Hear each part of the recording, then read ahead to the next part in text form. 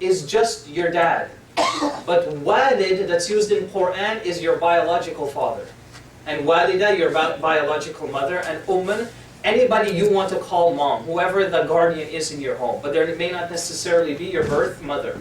So, Allah says that He wants you to have ihsan with your walidain, with your biological mother and father. Do you notice Allah doesn't say, إِلَّا غَيْرُ مُسْلِمِينَ, except if they're not Muslim? Even if they're not Muslim, Allah wants you to have ihsan with them. What's ihsan? Ihsan literally means to devote yourself, commit yourself to, now I'm just talking linguistically, from one person to another, not ihsan between us and Allah. That's a different definition.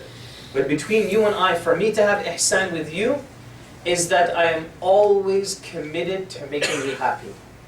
Even if it means at the cost of my own happiness. I will sacrifice certain things that I want to make you happy. That's what ihsan is. Allah says that you children, now kids, you better pay attention here, okay? I don't want you to have the best sleep of your life right now. I want you to stay with me for a minute.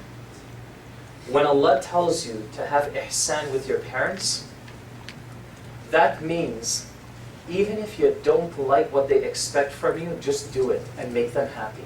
Even if you don't want to do it, like you're having this real crappy day. You're just like, oh, I don't want to talk to nobody. I had ball practice, I have homework, I have assignments, I have so many things. And then your dad and your mom says to you, okay, don't forget to wash the dishes. Okay, come help me in the garage. Do it. Just want to pause and ask everybody to come forward a little bit, please. The brothers that are getting squished at the back there, so just come forward a little bit more. You can come literally as close right next to my feet, it's okay. I showered, I smell good, alhamdulillah, I have nice itta from Saudi on, I'm good. Okay? Okay. So, here you are. That's what ihsan is. Put aside your feelings for these two individuals. Kids, you got that? This is not your time right now. This is your parents' time. All of this changes when you become a mother and father. And let me tell you something, kids.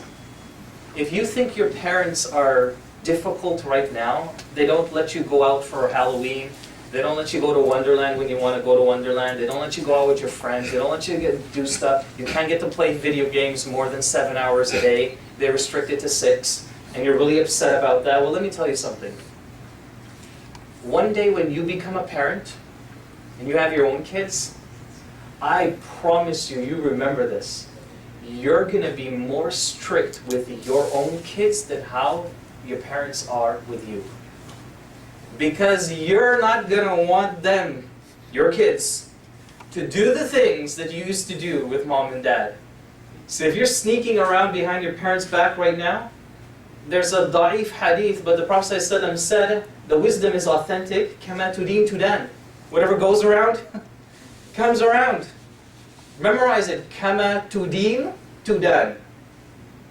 So that attitude about life and about affairs in life, it's so true. So be careful. Have ihsan with your parents. Now for the adults as well. You notice that the only time Allah talks about behavior with with children to parents, He calls it ihsan. What's the highest level of iman called? Ihsan. That you worship Allah as though you see Him, but you can't see Him, however He sees you. That's called ihsan. That deserves its own time to discuss and understand this whole idea of looking at Allah or seeing Him and so on. The point is that's the peak of iman. But ihsan is a starting point when it comes to relationship with parents. So in other words, you need to be at your very best from day one when it comes to mom and dad. You can't say to yourself, oh, I still got to warm up to my dad. He's a little strict, so I'm going to give him a hard time until I'm about 25, and then I'll start listening. My mom, until I'm about 35, then I'll give her a break. You don't get to do that. Allah says, have ihsan right away, meaning immediately don't question it, do what they say, case closed. One disclaimer on that principle. And this is important for all of us to know. I do realize as a counselor that there are some parents out there that make really bad decisions for their kids. And this is not my rule, this is Allah's rule. وَصَاحِبُهُمْ فِي الدُّنْيَا مَعْرُوفًا. But before that, Allah says that if they ask you to do things that are disobedient to Allah, فَلَا تُطِعْهُمَا, then don't listen to them on this. So I do realize that some parents instill certain values in their kids that are very un-Islamic. I don't want to give you examples of that. Parents here, I'm sure you hear about it and you know exactly what I'm talking about. So it's important for us at the end of the day that if you are guilty of having these kinds of relationships with your kids at home, forcing them to do things that you know are un-Islamic but might be culturally accepted, then don't be surprised if your children say to you, well, look, I don't have to listen to you. If you force your kids to marry people they don't want to marry, or they're not in love with, or there's no connection, the Prophet ﷺ did not approve of a marriage this way. This is why he said that the non-virgin, her permission is her silence. Listen to the wording. Her permission is her silence. How do you know what her permission is unless you do what? You have to ask her. Do you want to get married to this person? So there has to be that su'al wal jawab, that question and the answer. So this is the haqq that children have over their parents. They have a right to be able to choose the person that they want to get married to. That is, of course, Islamic and so on and so on. But they are happy with and they are willing to marry. This is not a choice for the mother and father, even the wali. His job is not to choose somebody and make her marry that person. His job is to steer her that she makes the right decisions when choosing that person. So if she does bring candidates, he can say to her, well, look, you know, this guy, let me tell you a little bit about him. I know the family. I saw him do this. He's being dishonest with you, okay? And start to instill that maturity of them making these decisions on their own. Anyhow, وَبِالْوَالِدَيْنِ إِحْسَانًا. Now the ayah starts getting a little juicy. إِمَّا يَبْلُغَنَّ عِنْدَكَ الْكِبَرِ أَحَدُهُمَا أَوْ كِلَاهُمَا فَلَا تَقُلْ لَهُمَا أُفٍّ. Pause. If one of them, your parents, now kids listen up, this is really crucial. If one of your parents, or both of them, attain an old age, this ayah is not talking about birrul walidain in general. It's specifically talking about how to behave with parents that have attained an old age. See the difference? That's why it's saying now, okay, if one of them or both of them attain an old age, listen to what Allah says. Don't say uff. What in the world is uff? I mean, who says a word like that anyway? Well, the first thing is, uff is not a word. Uff in Arabic is a verb. It's called an ism fi'l. It's a name of a behavior. Uff is, Arabs use this term to describe, you know when you cut your nails and the nails fall on the floor? It's not tidy and it can be filthy. So Arabs use the term uff, uff, uff to describe something filthy and dirty. Uff is actually used also to describe earwax that's been infected. So it's always referring to something despicable and dirty that you wouldn't touch, and you wouldn't want to be around, and you wouldn't want it near you. Now Allah says that I don't want you to express any form of uff or disgust to your parents, especially when they're old. Why restrict the verse to parents that are old? Think about it. When parents get older, when people get older in general, they become less and less tolerable in the sense that they're very meticulous about how they want things in their life. So, you know, my grandfather, rahimahullah, just passed away about a year ago or so, right? And I remember he would sit on his chair and he would have his phone on one end. But beside the phone had to have the notepad, and beside that had to have the pen. If you switched it, and you put the phone the other way and the pad this way, it would just be like the day of judgment. Right? It was, who touched my stuff? What is it? I put the pen here, it belongs here. And then he would have his book, his Quran, and everything would be set on this table. And the table had to be a certain degree north to him. He's just so precise. And I learned from this kind of behavior that now I get why Allah said don't say uff. Because when they get older, it requires more and more patience out of you, the children, to keep yourself together and don't lose frustration. They'll be older, and then when you cook for them, they're like, huh, you don't know how to make this biryani properly, man, like your mom. This is the daughter, she's trying. But the father or the grandparents or whoever is, you don't know, you don't have the, I don't know, whatever, the masala, the fish is not right, or you need to, all these little things. So what happens to you? You feel as though, I don't want to cook for him anymore. Every time I make him his tea, he always criticizes. He always says something, always has a comment to make. You know what Allah told you to do, kids? Don't say uff. You can't do anything. What that teaches you and I, and kids, this is the lesson. As your parents get older, you have to keep yourself silent and go through the grind. Go through the grind of being raised by parents that are much older than you. It's not convenient. Allah didn't create us this way that we have young, chilled out parents that can play ball with us all the time, that can go out and run with us all the time. That's not how Allah created us. So you're just going to have to learn to live with it. I live with it. I have parents that are old. And I'm doing fine in the sense that, sometimes I get frustrated, but Allah told me don't say uff. Just be quiet. And let me tell you something. The Prophet ﷺ once said in another hadith that when you are righteous and devoted to your parents, Allah will increase your rizq. And number two, Allah will lengthen your life on earth. You'll live longer being good to your parents. You were supposed to die when you were 40, but because you were good to your parents, Allah caused you to live till you were 80. Just because of that one thing. Being good to parents is one of the most profound acts of goodness in existence. Very few things you can compare to being good to parents. Very few on earth. So, kids, just remember who you have in front of you. And always remember that mom and dad, each of them is a door to paradise. And the Prophet ﷺ told us a story about a man who lost his father. And this Sahaba cried.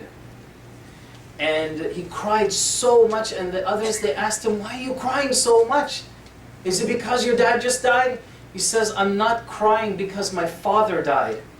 I'm crying because another door of paradise just closed for me. Okay? So be very, very conscious of what you have in front of you. And if you're struggling with this whole ordeal of just understanding your parents, just wait for this verse to finish, and look what Allah will tell you next. فَلَا تَقُلْ لَهُمَا أُفٍّ. So uff is what? An act of disgust, impatience. You're just fed up. Allah says don't do that. One last thing and then we continue. I'll forward through the ayah. Uff وَلَا تَنْهَرْهُمَا. Here's the second thing. So Allah says don't do uff. وَلَا تَنْهَرْهُمَا.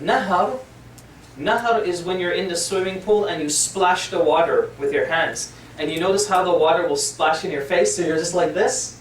That's called tanhar. So Allah says don't say uff to them and don't scold them. So what are we talking about? Sometimes you don't have to say a word, just your facial expression alone shows that you're upset. Allah says don't do that with your parents. You know how sometimes kids, when your parents might ask you to do something and you're just like, look at my face, kids. And you're like this. And you do, oh. That's tanhar. Because for parents, that literally breaks their hearts. You don't have to say a word to some parents. All you have to do is show them tanhar. And you could probably ruin their entire month because of that one thing you did. Their whole month, they feel depressed.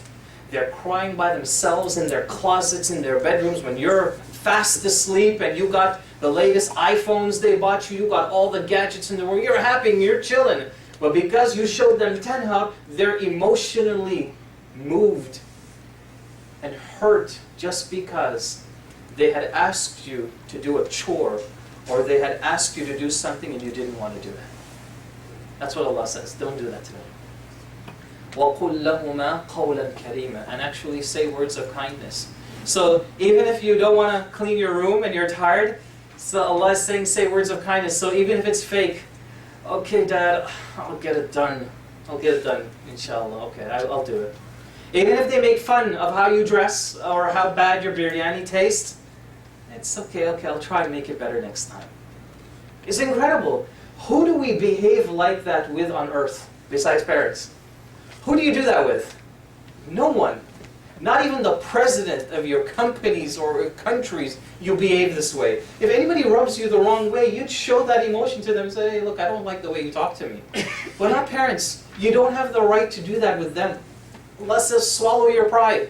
Swallow your anger and frustration. Swallow the lack of patience. And this is a grind you have to go through. So go through it. Then the next verse.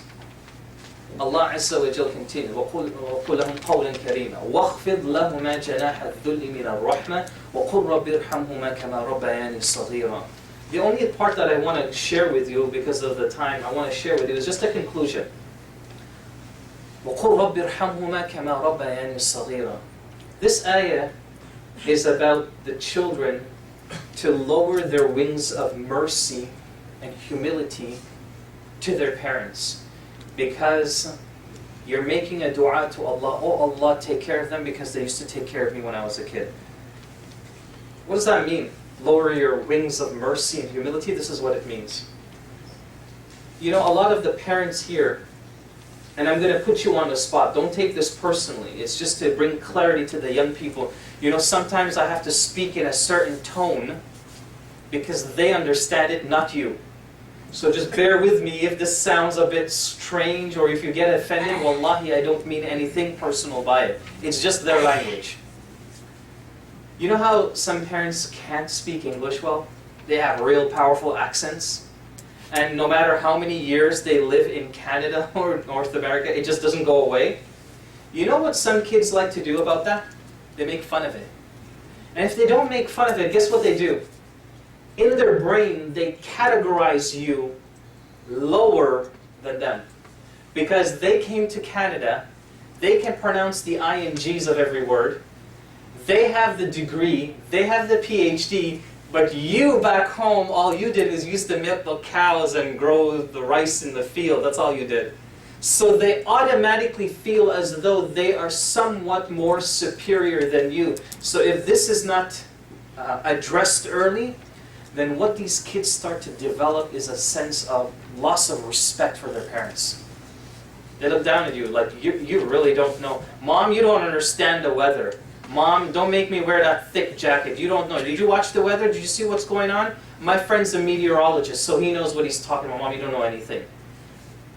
So they start categorizing you like you're just like this illiterate person and we can't communicate. You don't understand me. This ayah puts the kids who behave this way in their place. Listen to what Allah said. Lower your wings of mercy and humility to them. In other words, don't for a moment think that just because you have the high school diploma that your parents didn't have, or the university and college degree that your parents never got, don't think you're better than them. Allah says lower yourself to them. Case closed. I witnessed this with my own eyes of a great Sheikh in Medina. He's still alive, may Allah preserve him, Sheikh Muhammad Mukhtar al-Shanqiti hafidhahullah. He is the faqih, scholar of Islamic law in all of Medina. And I can even say probably in the entire world. And one of the most knowledgeable human beings on earth with respect to Islamic law. And there are stories of him with his mother. His mother was a petite woman, very skinny and very tiny. And when the mother would be with her son in front of other students, now remember, whenever the sheikh would come out in public, maybe 60, 70 people would come after him. He was so well known and so well relied upon that he would have to take his scarf and cover his face just to have some peace if he was going to the grocery store or anywhere else. Because the moment somebody saw him, they recognized him and they would flush him right away and start to grip him with questions. So this is what he would do. So one day on the street, he was with his mother, and some of the students recognized him and they came around him. 40, 50 of them. And they started asking him questions. The mother looked at her son and said, Muhammad, fix your scarf. This is not how I raised you. You look so untidy. Now remember, this is the scholar. He has a class in the Haram in Medina and in Mecca. He has about 10,000 people that sits in his classroom at a time. And he's sitting there and his mother is giving it to him in front of all of the students. Guess what the Sheikh does? Yes, mother. Fixes his scarf. Is this better, Mom? Okay, what should I do? Should I fix the button? Okay, I fix the button. And the mother says, look, look, and she can barely move. She's like, look at your knees, there's dust there, move it, move it. And he starts brushing his thobe. Humility, subhanAllah. He has several PhDs. His knowledge, there's no comparison. But when it came to respect for his parents, what did he do? He lowered himself and brought himself to her level. And as a matter of fact, went even below that. That's the attitude. Now, think about what I'm telling you and think about what kids do today. This kind of language that I'm sharing with you now, it's getting more and more difficult for me to convince people that this is the way things are supposed to be. It's more difficult. I can't keep up with the thousands of programs and